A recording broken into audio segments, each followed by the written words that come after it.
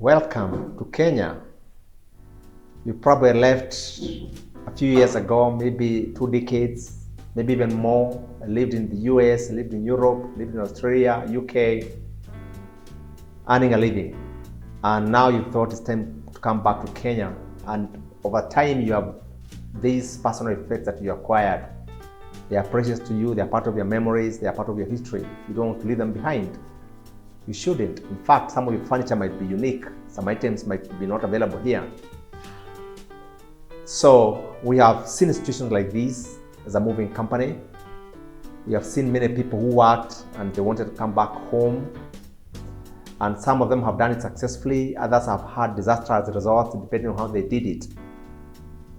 So our mission as Nellions Moving and Relocations is to help people like you to have a seamless relocation, so that when you are back here, you continue to enjoy the quality of life that you led, and with your furniture, your personal effects, the way you lived before. And we would like to guide you on things that you need to know to ensure that you have a seamless relocation and you enjoy the experience, so that you don't become part of the bad stories that are told. You only become part of good testimonies. Welcome. Nellions. How to. First, one of the things you need to know is that this is an international move.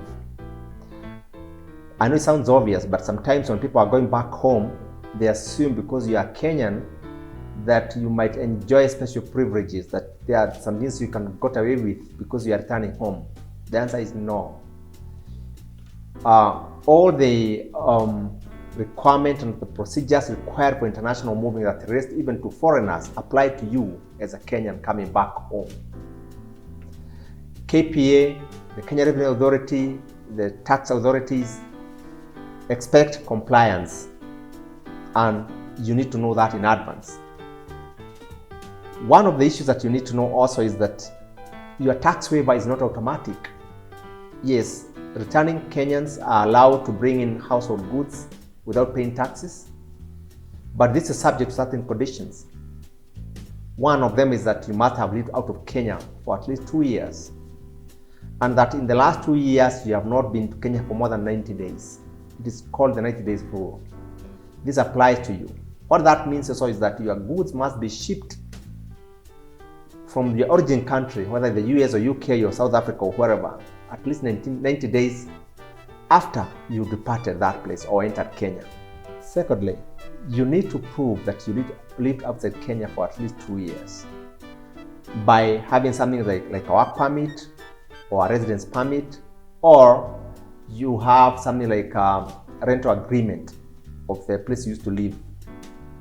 And when you come to Kenya, thirdly, your household effects must be pre-owned for at least 6 months.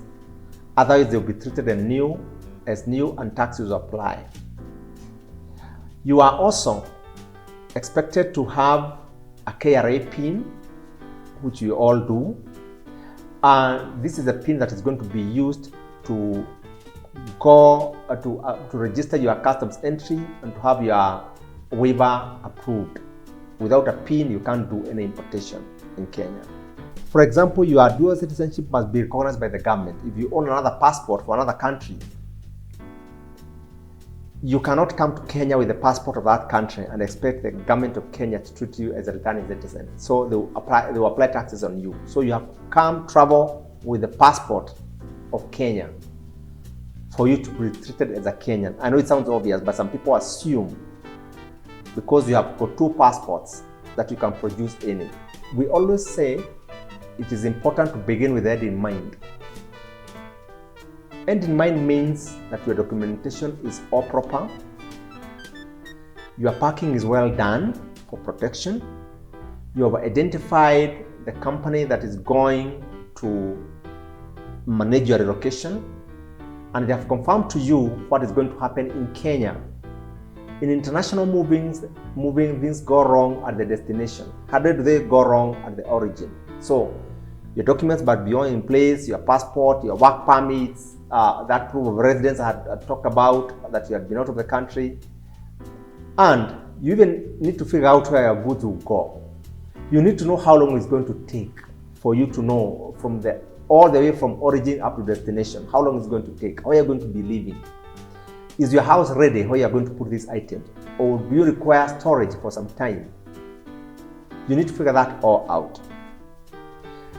The destination company that is going to do your customs clearance handling is very, very important. These are the guys who are going to either have you have a nightmare or have a smooth move. Do they know the work? How do you select this company? Who are they? Do you have references of what the work they have done? You can check them online. You can ask for your friends and they can tell you all kinds of recommendations. But you need proof that this company actually knows what they are doing and they are going to be able to handle your shipment well and to have your items all taken care of and they understand the process. Are they guiding you in all how the process takes in Kenya? And are they do they look competent in your eyes to do this job? It is always recommended that you work with an excellent moving company or a moving relocations company that has experience and has done this work.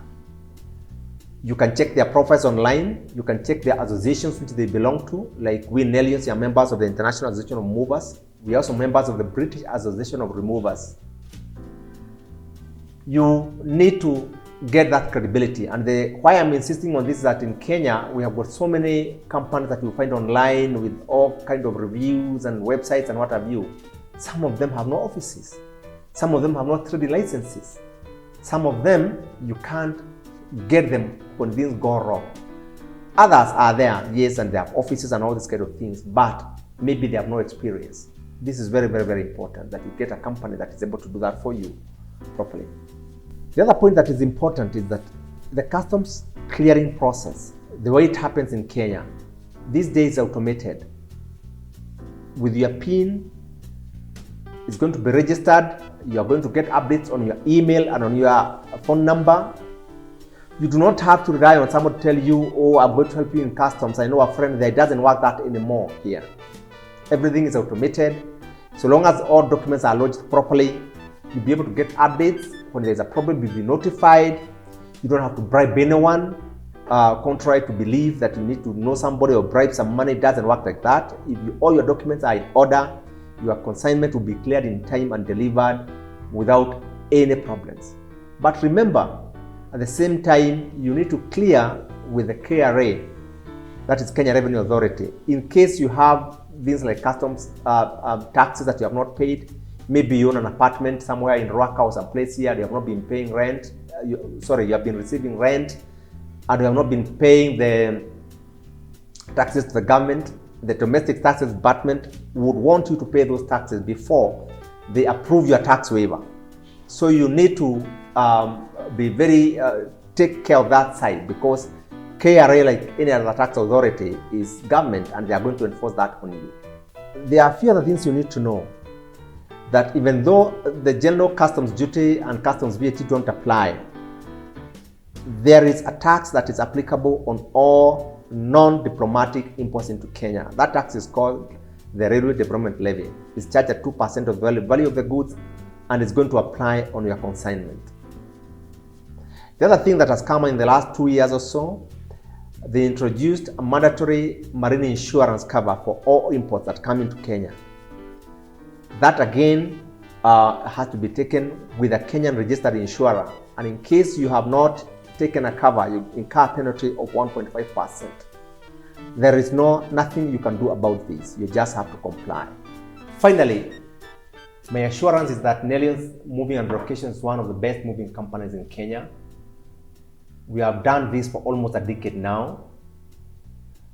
We have very well trained international moving specialists like myself. We have been trained very well by the International Association of Movers.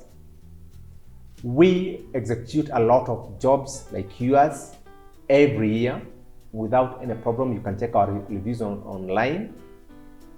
We do a lot of export even outside Kenya to all parts of the world, handling diplomats, expatriates, and all sorts of people, because we are specialized in household goods removals. We know the job, we know the requirements, and our role, first and foremost, is to give you advisory on what is going to happen. We do not want you to find any surprises here when you come, or to be given tax penalties or sort of penalties that are sometimes very punitive. We want you to enjoy. You can contact us on email, you can contact us through our website, and always you'll find us ready to help. We can plan for your move from wherever you are by the virtue of our membership at IAM through our partners. We can coordinate your parking, your shipping from wherever you are, and stand with you all through the entire process until your goods reach here. Kenya works. Things are not as bad as some people think or some people say. Our road infrastructure has really improved in the last maybe 20 years.